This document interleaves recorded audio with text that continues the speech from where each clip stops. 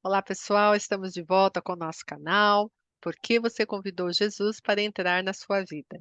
E hoje eu estou com uma amiga, Rosicler, e eu quero agradecê-la por ter aceito o nosso convite. Rosicler, obrigada, querida, por estar aqui com a gente. Eu que agradeço de estar aqui, sendo convidada. Meu testemunho é diferente. Tá joia, tá ótimo. Então, a Rosicler vai responder para a gente, né, essa a perguntinha. Por que você convidou Jesus para entrar na sua vida? E vai contar um pouquinho como é que ela estava antes, como que esse encontro incrível aconteceu, né? E as mudanças posteriores, né? Então, sinta-se à vontade para compartilhar, tá bom? Prazer estar aqui. Meu nome é Dorcas Rosicler, mais conhecida como Rosicler, né? Rosicler Nunes. Eu tenho um canal no YouTube, Rosicler Nunes Arte e Fé. A gente fala muito sobre a vida cristã. Eu nasci no lar cristão, eu sou a quarta geração, e não é como filho de peixe, peixinho é. Filho de cristão não é cristão.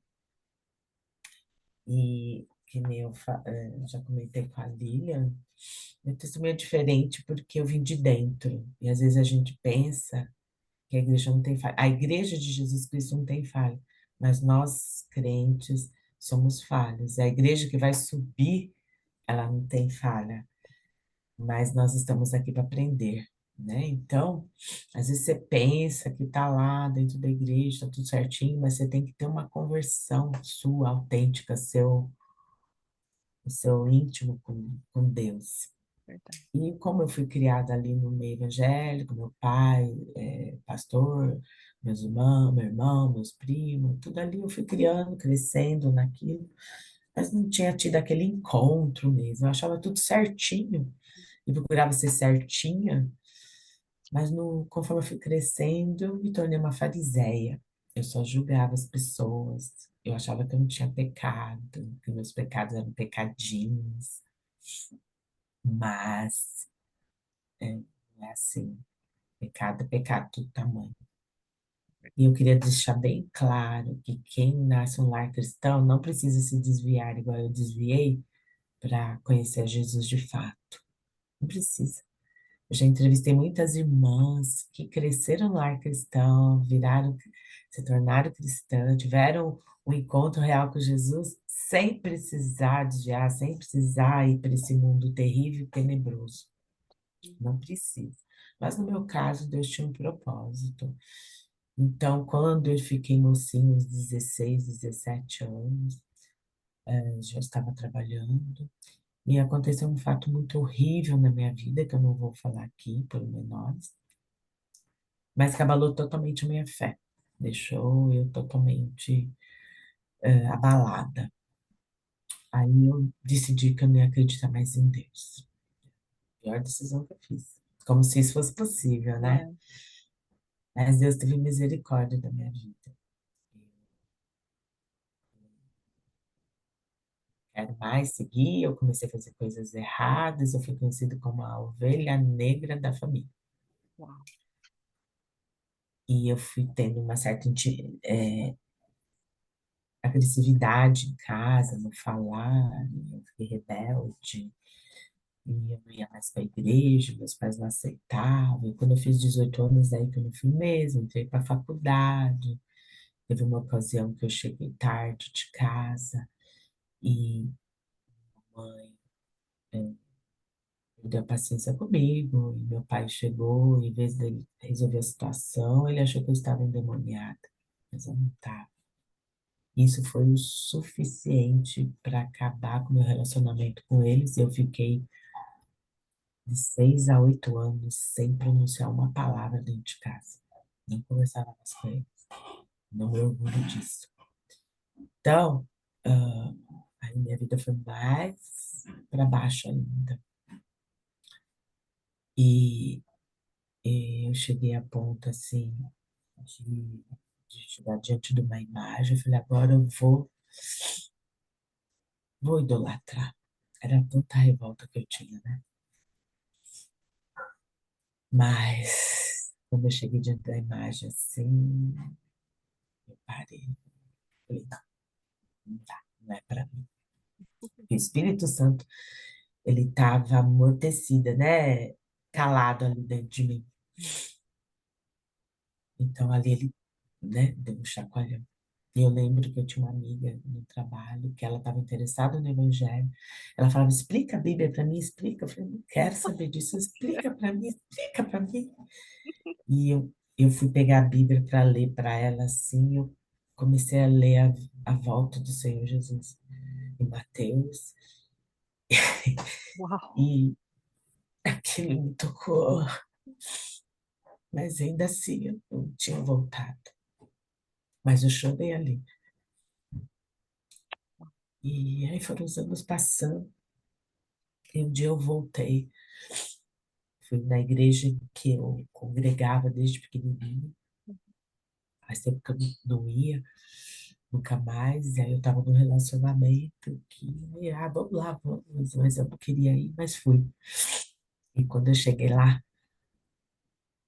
o pastor não me conhecia, era um outro pastor, Uau! Aham. e ele falou a pregação todinha para mim. Uau! Ele falava, você que é filho de crente. Ele falou assim para mim, era para mim, e eu sabia que era para mim. Deus falou comigo ali como nunca tinha falado. Uau! E ele fez o apelo, e eu falei, imagina que eu vou lá na frente, todo mundo, meus parentes vão ver. Ah, E aquilo foi tomando conta de mim, Deus falando, Jesus falando. Aí ali eu voltei, aí eu realmente fiz o meu encontro com Jesus. E aleluia. aí, daquele dia em diante, realmente, eu nunca mais fui aquela que julgava. E como eu passei por aquilo que eu julgava, eu passei a amar as mulheres que sofreram abusos, seja quais forem, né? Eu comecei a entender o que elas estavam passando, comecei a amá-las.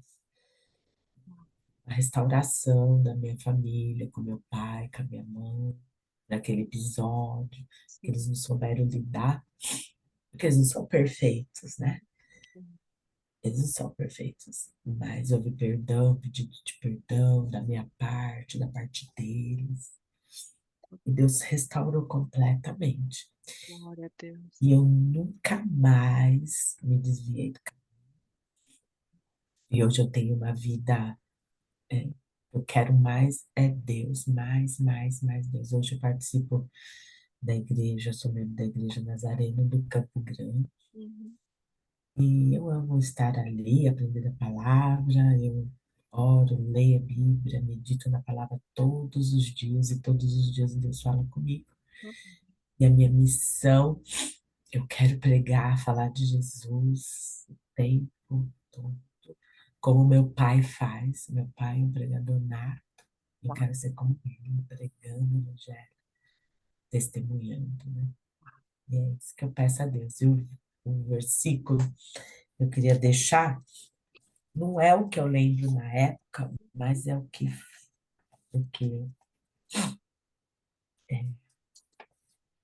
está em Lucas, a passagem da ovelha perdida.